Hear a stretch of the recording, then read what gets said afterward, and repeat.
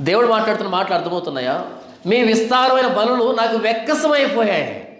కోడెదోళ్ళు, పొట్టేళ్ళు, మేకపోతులు వెక్కసమైపోయింది. ఎందుకు అంటే అసలు బలి అనే దాన్ని ఎందుకు పెట్టాను అంటే, మేము ప్రత్యేకమైన ప్రజ, నిబంధన ప్రజలమే.